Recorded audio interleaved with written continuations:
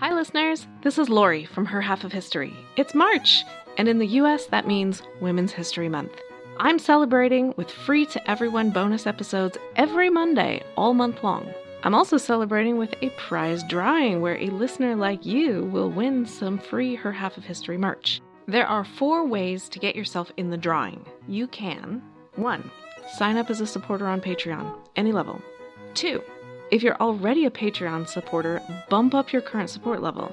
This is cool anyway because if you go all the way to the Her Highness level of support, you get ad-free episodes and bonus episodes all in the same feed on your favorite app. 3. Make a one-time donation. Links to do any of those first 3 options are available on the website, herhalfofhistory.com, and also in the show notes of this episode. The 4th way to get in the drawing is give me a rating or review in your favorite podcast app. This last option doesn't send me any way to contact you, so to get in the drawing, you'll also have to email me a screenshot of it at herhalfofhistory@gmail.com. No matter which option you choose, you'll have my undying gratitude for your support. It really does make a difference as I tell the stories of women in history. This episode is brought to you by Nordstrom. Spring calls for a wardrobe refresh, and Nordstrom has the best styles of the season. From dresses and denim to standout tops and accessories, find the trends and essentials that feel right for you. Discover new arrivals from brands you love like Wave, Princess Polly, Mango, Adidas, and Free People. Plus, free shipping and returns and free styling appointments make everything so easy. Shop in stores at Nordstrom.com or download the Nordstrom app. Welcome to Her Half of History. My name is Lori. A very special welcome to Stephanie, who signed up as a Patreon supporter since my last regular episode. Supporters there can now listen to the bonus episode for Series 3 on Licoricia, the medieval Jewish moneylender, and also the bonus episode for Series 7 on how manufacturers convinced 20th century women that their kitchen really needed a blender. Plus, you will get the satisfaction of knowing that you, like powerful women before you, are supporting scholarship and the arts. Series 10 on great painters starts today, and this is episode 10.1, Female Painters in the Premodern World. The first of many problems finding the female painters of the past is that paint really doesn't last that long. The surfaces people paint on don't last that long either. So humanity has been painting for tens of thousands of years, but most of it has ceased to exist. To survive for those thousands of years, it generally has to be done on rock and kept very dry and not exposed to many elements, and especially not exposed to too many people. People are great at destroying art. Even so, there are prehistoric rock paintings still extant from cultures around the globe, and that brings us to the second problem. It's all unsigned. Most people, myself included, have the general unconscious assumption that if somebody did something significant in the past, it was a man that did it. However, without a signature and some knowledge of male versus female names in the relevant language, there is really no reason to assume that. And in the case of rock paintings, there is a specific theory that overturns that assumption. Some of the surviving paintings are handprints or hand stencils, and it turns out that men's and women's hands are not the same. At least in populations of European descent, women tend to have ring and index fingers of the same length, while men have ring fingers that are longer than their index fingers. Now remember, this is only a tendency, not an ironclad rule. I am most definitely of European descent, and when I looked at my own hands for corroboration, I discovered for the first time that my hands have no symmetry. My left hand follows the pattern just fine, but my right hand would definitely be classified as a male hand. Maybe that explains why a guy in college told me I was very masculine, and he meant it as a compliment. Anyway, this basic anatomical tendency has been used to analyze the hand paintings in caves in France and Spain, and the model predicts that 75% were done by women. Think of that. Of all the artists in there in the caves working by lamplight painting on the walls, 75% were women. 15% were adolescent boys, and only 10% were done by adult men, the group we've always assumed were the artists. Now, this conclusion cannot be corroborated by outside evidence because there is no outside evidence. And sadly, the biological data don't seem to hold up in Native American populations, so we can't use it on their rock art. And I found no data at all for African or Asian or Oceanic hands. But my main point isn't so much to prove that any particular hand painting was done by a woman, but only to dispel that implicit assumption that they must have been done by men. As usual, women were fully capable of participating all the way along. As we get into historic periods, we still have the same basic problems. Very few paintings remain, and very few of those have a named artist of any gender. As art forms go, sculpture, pottery, and architecture last longer, and that's why you see so many of those in museums and historical tours. Never mind that all of the above were painted at one point. It isn't painted anymore, for the most part.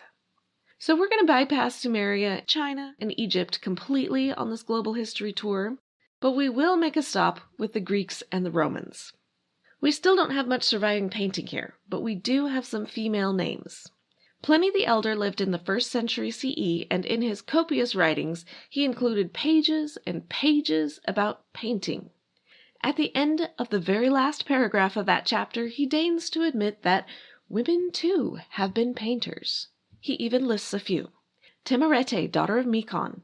She painted Artemis in an archaic style. No, I don't know what he means by archaic style. Aristarete, daughter and pupil of Nearchus.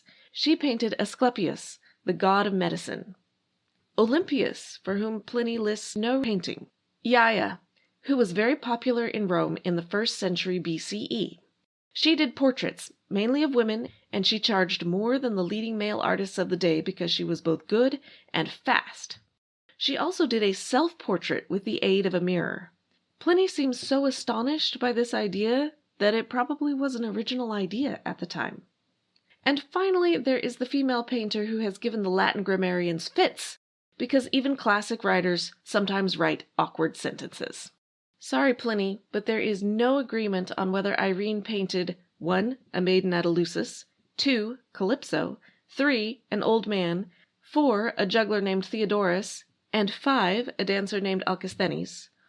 Or, if Irene just painted the maiden at Eleusis, and another female painter named Calypso did the rest. Pliny really needed an editor to rewrite that sentence and make it clear. What's interesting is that we can actually find an illusionist named Theodorus and a dancer named Alcisthenes listed as the hired entertainment at a party given in 279 BCE, giving us a date that Pliny doesn't provide. What's also interesting is that Calypso was a common name for a slave girl in this period. So either Irene thought a slave girl was worth the trouble of painting, or a slave girl was given enough opportunity to learn to paint at a high level. Or maybe Irene just painted the mythical Titan Calypso from the Odyssey, which theory I find much less interesting. None of these women have any surviving paintings, so far as we know, but don't underestimate their skill. The Egyptian mummy portraits done at about the same time by artists in the Greco-Roman tradition have survived, and they look astonishingly modern. Graded flesh tones, shadows, and highlights to add three-dimensionality, etc. These painters are unnamed, but there's no reason to suppose that all of them were men.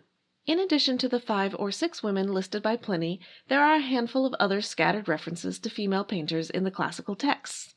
These include one named Helen, who painted the Battle of Issus, which was revered in a temple for a long time. That battle was one of Alexander the Great's victories, and while we don't have a surviving painting of it, we do have a surviving mosaic of it, which some say was modeled after Helen's painting. Others say there's no reason to think the mosaic was modeled on anything, but I'll put that picture on the website too, just in case. We will continue to grasp at straws over in India, but for an entirely different reason. The region of Mithila, which now straddles the border of India and Nepal, was one of the earliest kingdoms established in India. The climate is very wet, which is exactly the wrong climate for paintings to survive, and sure enough, they don't survive. But by ancient accounts, it has always been an area of great artists, and at least for centuries, some say millennia, the painters are women. All of them. Painting is taught by all mothers to all daughters. Men and boys don't do it. If the tradition is as old as some say, then these painters are far older than the Greco-Roman ones I just talked about. Traditionally, they painted on the mud walls of the houses with 3 colors: black from soot, red from clay, and yellow from carnation pollen. The pigment was mixed with goat's milk or juice from a bean plant. The brushes were made from rice straws or threads pulled from fraying fabric. To Western eyes, the pictures look flat. Shading and three-dimensionality to make it look realistic are not the point, but it does have a beauty of its own. None of it was intended to last.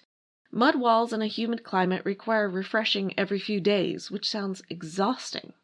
In modern versions, of course, there is more color and paper, especially since houses are more likely to be made of concrete. The original practical reasons may be dying, but the art is not. At no point were these paintings meant to be just decorative. It's religious. The artist is told not to paint if she isn't in a meditative state. Then she may paint Hindu deities or birds and flowers of the natural world. If done well, the painting is a blessing on the house, and the deities will come and inhabit it. This is particularly important when used around a wedding. A girl must demonstrate her skill in painting. The French researcher who explained these paintings to the Western world found all kinds of erotic symbolism in the wedding paintings, but that has met with strong disagreement from others. Basically, it's a rebuke. Indians don't need Westerners to interpret their symbols for them. The female painters of Mithila painted for themselves, their families, and their gods. But Indira Gandhi admired the work and commissioned one to paint her house, and it has become a source of income for women in the area. I'm Ken Harbaugh, host of Burn the Boats from Evergreen Podcasts. I interview political leaders and influencers, folks like award-winning journalist Soledad O'Brien and conservative columnist Bill Kristol about the choices they confront when failure is not an option. I won't agree with everyone I talk to, but I respect anyone who believes in something enough to risk everything for it. Because history belongs to those willing to burn the boats. Episodes are out every other week wherever you get your podcasts. If we circle back around to the European scene, we find that in the Middle Ages, artists were maybe not as good at some art forms as their classical ancestors, but there was a whole new art form called illuminated manuscripts. Now, I have to confess that prior to researching this episode, my brain had distinct categories for painting versus drawing versus calligraphy, and I wasn't going to include illuminated manuscripts because in my mind it fit in the drawing and calligraphy categories, not the painting category. However, it turns out the definitions aren't as clear as I thought. Certainly some of my sources use the terms painting and drawing interchangeably, and certainly calligraphy can be done with a brush rather than the pen I used in my short-lived, ill-fated attempts at it. Basic point is, I'm counting these people as painters. My mental image of a medieval illuminator is of a monk in a cowl and tonsure sitting in a dark room hunched over a manuscript. But it turns out that my image should include a nun doing the exact same thing. The first major convent turning out scriptures and other books worked around 800 CE under the direction of Gisela, sister of Charlemagne.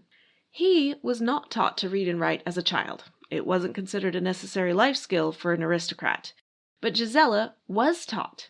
This was not unusual at the time. Many girls were being prepared for a religious life. Literacy was a life skill there. Gisela's convent produced 13 books.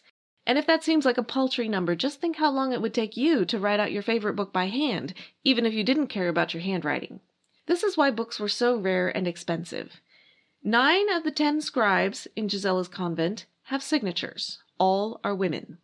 But these books didn't have illumination, just the calligraphy. The earliest illumination that we know was actually done by a woman is from Spain. On July 6th, 975, the Corona Beatus was completed and signed. The 3 names associated were the Abbot Dominicus, who commissioned it, Brother Emeterius, and Ende, helper of God and paintrix.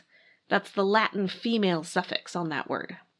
Ende may or may not have been a full-fledged nun, but she was living and working at the Tabora Double Monastery, double meaning that it had both monks and nuns. The manuscript is 284 pages with 115 miniature paintings. They are full of color and geometric designs and many human figures with long faces and hands. After Ende, there are many scattered references to women in the scriptoriums, though it is true that they were more often listed as the scribes rather than as the illuminators. Diarmuid of Bavaria was once credited with a whopping 45 books to her name, but further research has revealed that it was a common name in convents, and that the 45 books were illuminated by at least 3 Diarmuids, and maybe more. Then there is Clarisia. who supposedly not only signed her work, but also included a self-portrait. It's a delightfully quirky little miniature of herself swinging from the tail of a queue in a Psalter from Augsburg, Germany. She did not paint herself wearing a nun's habit, so one theory is that she was a well-to-do teenager sent to the nuns for an education. I like that theory. The other theory is less delightful. Unlike Ende, Claricia's portrait doesn't actually say she was the painter, so maybe it's not a self-portrait at all. If you pan out and look at the placement on the page, she's got her back turned to the Virgin Mary and the Holy Child on the opposite page. Also, the queue she's swinging from is part of the word quid, which opens Psalm 51. In translation, it reads, "Why do you glory in malice, you who are mighty in iniquity? Your tongue is sharp like a razor." So according to this second theory, Claricia wasn't a quirky teenager champing at the bit, doodling in the margins of her homework assignment. Nope, in this case the painter is more likely a crotchety old man thinking dark thoughts about kids these days, how disrespectful they are, especially that Claricia girl who needs to learn some manners. You can take your pick about which interpretation you prefer. Less ambiguous is Guda's self-portrait. She was a 12th century nun who painted herself into an initial, and to the relief of historians, labeled it clearly. Guda, a sinful woman, wrote and painted this work. In contrast to Claricia, she is wearing a nun's habit, and she's placed within the text so as to suggest that she's watching the second coming of Christ and hoping that her devotional work and humility will count in her favor when the final judgment gets around to her. The more you look, the more references to women there are, including Herod of Landsberg, who compiled the Hortus Deliciarum, a pictorial encyclopedia of poems, songs, and classical writings, and 336 illustrations by and for the nuns of her abbey. Then there is Hildegard von Bingen, better known for her music, but also the compiler of texts. She may not have been the actual painter of the miniatures included, but the vision, the instructions, the idea was hers. And that brings us to the final problem in identifying female painters. Even if the work survived, even if it's signed, it's hard to know what that signature meant. Throughout most of history, painters were not geniuses worthy of much praise and adoration. They were only skilled craftsmen and technicians. So the person who signed might not be the painter as we understand it. It might be the person who commissioned it or designed it. To make a modern analogy, an architect creates a plan and certainly deserves much credit, even though she probably doesn't do the actual building. Outside of the abbeys and convents, women were also painting. We know not because we have surviving signed paintings, but because of the guild records. Women don't get equal representation or anything ridiculous like that, but in 1454, the Bruges Painters Guild was 12% female. By 1480, it was 25% female. In 1339 in Florence, I don't have percentages, but their membership is implied because their guild dues were only 2/3 that of a man's. Probably that means they were also paid less, but they were there. All of this is about to change. With the Renaissance comes the view of the artist as a semi-religious genius touched by God, and geniuses generally like to sign their work. The sheer numbers of known artists will explode both for men and women. From this point on, my problem isn't going to be finding the women, but deciding which ones to cut out. There is plenty of excellent painting. Even so, there will be no one in this series who achieved the same level of recognition as Michelangelo, Rembrandt, Monet, Van Gogh, or Picasso, and it's worth asking why not. In 1971, art historian Linda Nochlin wrote a groundbreaking essay called "Why Have There Been No Great Women Artists?" She covers all the paternalistic explanations and rips them apart before saying, "The fault, dear brothers, lies not in our stars, our hormones, our menstrual cycles, or our empty internal spaces, but in our institutions and our education. The miracle is, in fact, that given the overwhelming odds against women, that so many have managed to achieve so much sheer excellence." Those overwhelming odds were upheld by barriers both internal and external. As only one example of the external barriers, Nochlin points out that the nude figure was an essential part of a serious artist's education and repertoire from the Renaissance through the 20th century. As late as 1893, women were generally not allowed to attend classes with a nude model. but they were allowed to be the nude model, which, as Nochlin says, is an interesting commentary on the rules of propriety. Women simply weren't allowed to be serious about their art. As a result, women who wanted to make art often confined themselves to the so-called lesser categories: portraits, landscapes, still life, not the grand, large-scale works of Jacques-Louis David, for example. One thing Nochlin does not discuss is why a landscape or a portrait is considered lesser. I am possibly revealing my ignorance here, but I have to wonder, is there really something that makes those inherently lesser? Or was it regarded as lesser because women could do it? If you know, get in touch. As for the internal barriers, those come because art exists within a social structure. Women largely did not even aspire to be great artists. They were taught to value their roles as wives and mothers more. And both of those roles can be all-consuming. The solutions are, of course, complicated. Great progress has been made on the external barriers, but even those sometimes persist and defy easy explanation. For example, the top price ever bid for a piece of art by a male painter is $450 million for Leonardo da Vinci's Salvator Mundi in 2017. I imagine that statistic may already be out of date, and if not, will be soon. But on the list of the 100-ish most expensive art sales, there is not a single female artist. Not even one. A fair number of artists I had never heard of, but 0 women. Georgia O'Keeffe holds the record for a female painter at a mere $44.4 million for Jimson Weed / White Flower No. 1 in 2014. It's almost a tenfold difference from Leonardo. The discrepancy is huge. Why? I don't know, but it says more about the nature of markets than about the quality of the art. The internal barriers are potentially even thornier than the external ones, particularly because we don't want to tell women not to take their family roles seriously. At least, I don't. But here's what Nochlin has to say. She says waiting for men to make changes won't work. Instead, women must conceive of themselves as potentially, if not actually, equal subjects, and must be willing to look the facts of their situation full in the face, without self-pity or cop-outs. At the same time, they must view their situation with that high degree of emotional and intellectual commitment necessary to create a world in which equal achievement will not only be made possible, but actively encouraged by social institutions.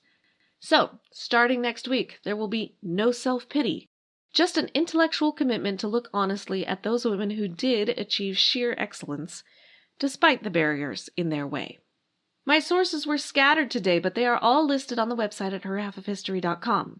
I always put pictures on the website, but in this series you really should check them out because there's going to be some fabulous art there, and a picture will be worth considerably more than 1,000 of my words. I will also be posting some on my social media sites. On Twitter, that's at @her_half, or Her Half of History on Facebook and Instagram. A rating, a review, or a recommendation are absolutely free for you and a huge help to me, so please click those stars or drop a line. Next week, the Renaissance begins with Sofonisba Anguissola. Thanks!